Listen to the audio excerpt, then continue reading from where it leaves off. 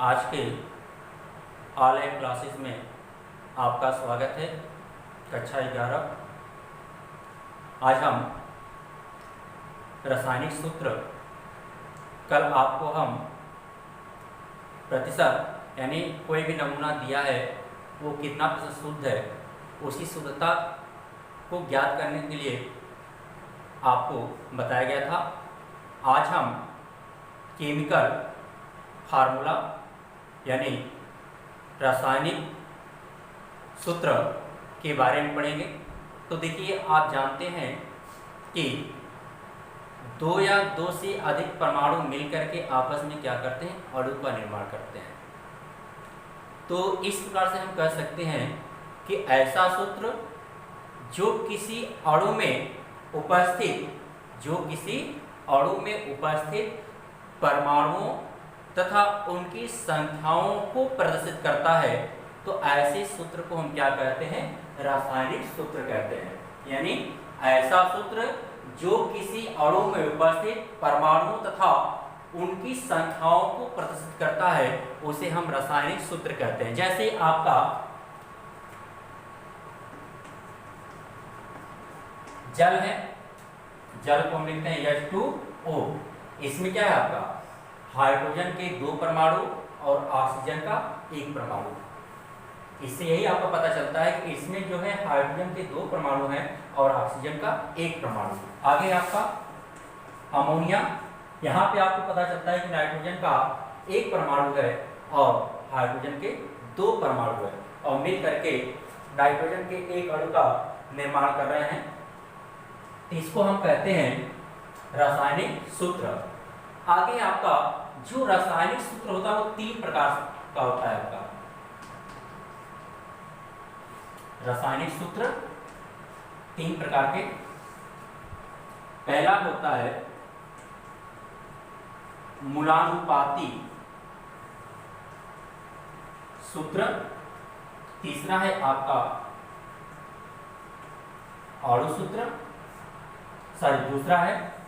तीसरा है आपका संरचना सूत्र। इन तीनों के बारे में हमें पढ़ना है।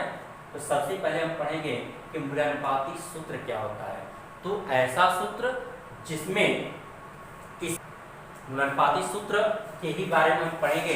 तो मूलानुपाती सूत्र कहते किसे हैं, किसी यौगिक में उपस्थित परमाणुओं के सरलतम अनुपात को प्रदर्शित करने वाले सूत्र को हम क्या कहते हैं, मूलानुपाती सूत्र कहते हैं। जैसे आपका बेंजीन है C6H6, इसको हम 6 से भाग दे सकते हैं, इसको लिखा जा सकता है CH। इसी तरह से आपका ग्लूकोज होता है C6H12O6, इसमें हम 6 का भाग देके लिख सकते हैं CH2O। यानी इसका जो अनुपात हो गया, कितना हो गया, 1:1 हो गया। इसका अनुपात जो है आपका 1:2:1 हो गया। तो इसी को हम क्या कहते हैं, मूलानुपाती सूत्र कहते हैं। अब मूलानुपाती सूत्र ज्ञात कैसे किया जाता है, तो इसके लिए आपको एक सवाल के आगे आपका कि मूलानुपाती सूत्र ज्ञात करना है, यानी कैसे हम मूलानुपाती सूत्र ज्ञात करेंगे। तो उसके लिए आपका एक चार्ट होता है कि जो तत्व दिया रहेगा उस तत्व को हम एक चार्ट में कॉलम में लिखेंगे। उस तत्व की जो प्रतिशतता दिया होगा उसको हम एक कॉलम में लिखेंगे, और जो तत्व लिखे रहेंगे उसका परमाणु भार हम एक कॉलम में लिखेंगे। और यहाँ पे फिर क्या करेंगे, प्रतिशतता यानी जो प्रतिशतता है उसमें परमाणु भार क्या करेंगे, भाग देंगे। और फिर उसके बाद हम सरलतम मोलर अनुपात निकालेंगे। वो कैसे निकाला जाता है कि जो प्रतिशतता में परमाणु भार जब भाग देंगे तो सबसे कम जो संख्या आएगी उसी में क्या करेंगे, सबका हम भाग दे देंगे। जो आएगा वही क्या हो जाएगा, आपका सरलतम अनुपात हो जाएगा। इसको हम एक सवाल के माध्यम से समझते हैं। जैसे दिया है कि एक यौगिक की प्रतिशत रचना, कोई यौगिक है उसकी प्रतिशतता दिया है, कैल्शियम 40% दिया है, कार्बन 12% दिया है तथा ऑक्सीजन 48% है। तो इस यौगिक का मूलानुपाती सूत्र ज्ञात कीजिए। तो हम इसी फार्मूला को रखेंगे। चार्ट पे लिखेंगे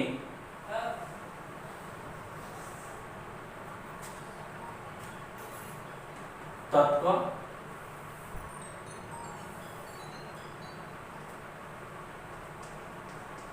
प्रतिशतता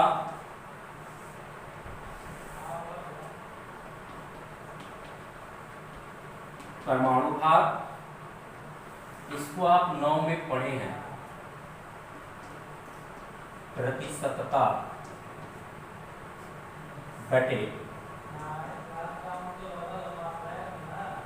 परमाणु भार, आगे है आपका सरलतम अनुपात,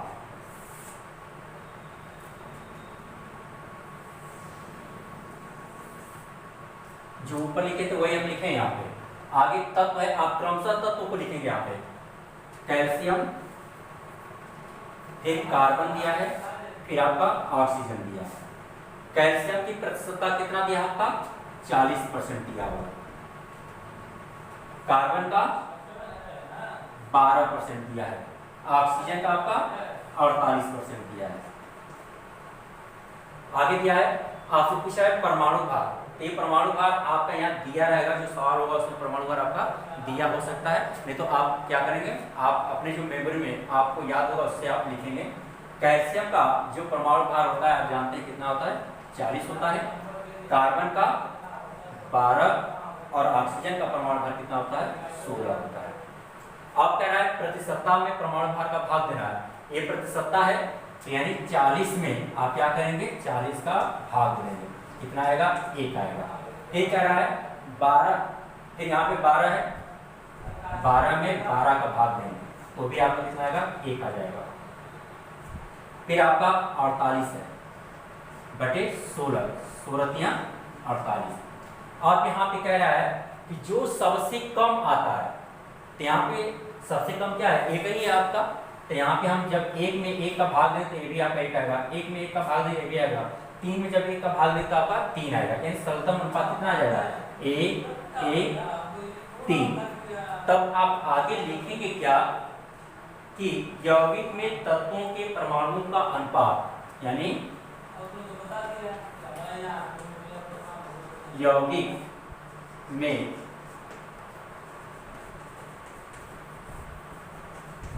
परमाणुओं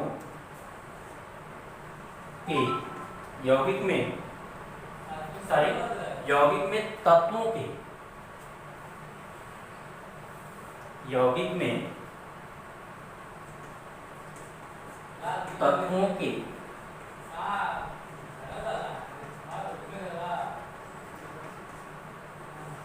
परमाणुओं का सरल अनुपात, सरल अनुपात कितना हो जाएगा आपका, इसको हम लिखेंगे तो यहाँ पे लिख देते हैं CA समंदे O बराबर CA का मान कितना है 1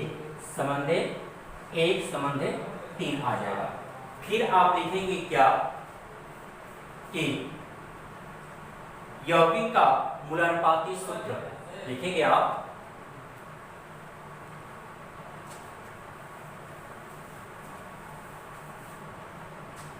कि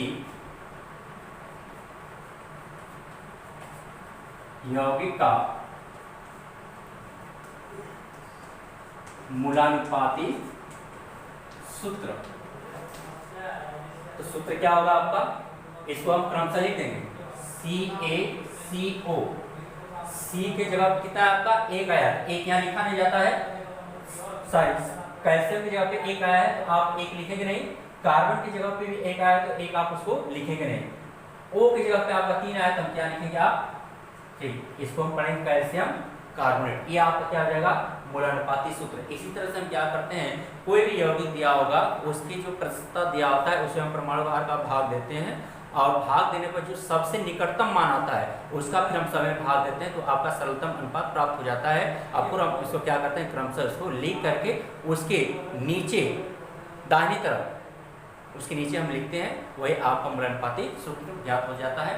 कल हम और इस पर आपको सवाल बताएंगे। आज के लिए इतना ही, थैंक यू।